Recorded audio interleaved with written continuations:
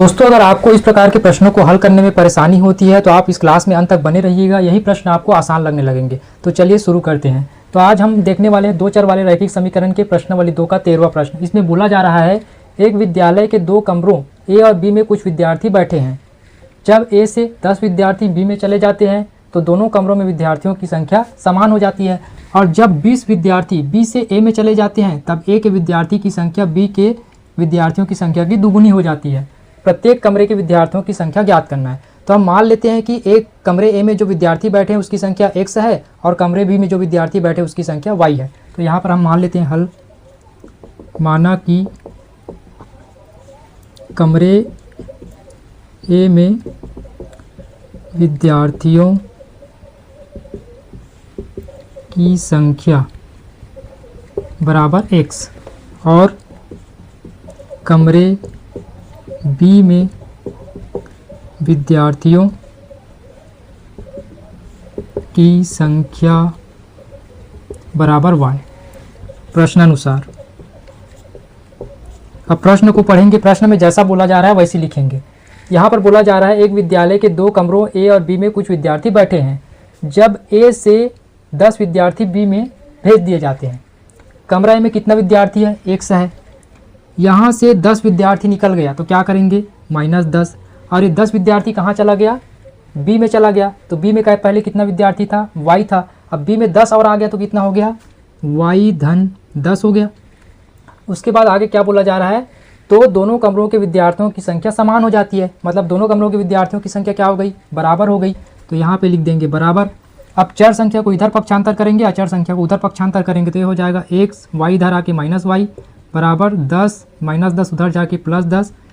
तो x minus y बराबर हो गया 10 और 10 को जोड़ेंगे तो 20। ये समीकरण 1 मान लेते हैं। उसके बाद आगे प्रश्न को पढ़ते हैं।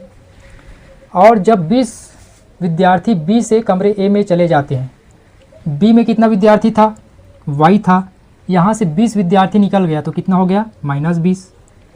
कमरे ए में चले गए। ए में कितना विद्यार्थी था? x था। इसमें 20 और आ गए तो ये हो जाएगा +20। आगे पढ़ते हैं। तब ए के विद्यार्थियों की संख्या बी के विद्यार्थियों की संख्या की दुगुनी हो जाती है। तो ए के विद्यार्थियों की संख्या जो x धन 20 है वो बी के विद्यार्थियों की संख्या y - 20 है, इसका दोगुना हो जाता है। मतलब 2 का गुना कर देंगे। अब इसको आगे हल कर देते हैं तो ये हो गया x धन 20 बराबर 2 का गुना करेंगे तो 2y माइनस 2 का गुना करेंगे तो 20 दूनी 40। चर संख्या को इधर ला देते हैं, चर संख्या को उधर ले जाते हैं तो x - 2y बराबर हो गया -40 - 20। तो x - 2y बराबर माइनस और माइनस चिन्ह माइनस हो गया और अंक जुड़ जाएगा तो यह हो जाएगा 60। इसको मान लेते हैं समीकरण 2। अब समीकरण 1 और समीकरण 2 को हल करेंगे तो हम दोनों को एक जगह लिख लेते हैं।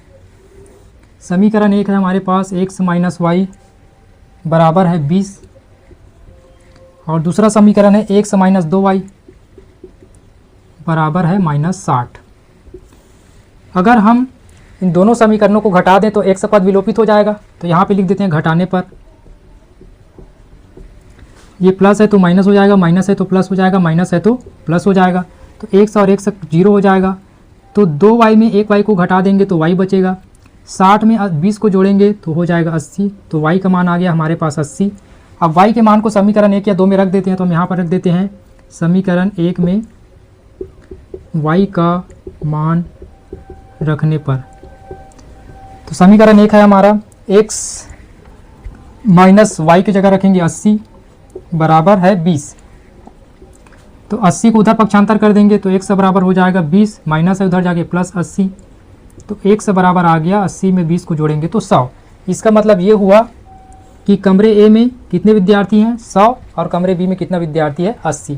तो यहाँ लिख देंगे अतः कमरे ए में 100 और कमरे बी में 80 विद्यार्थी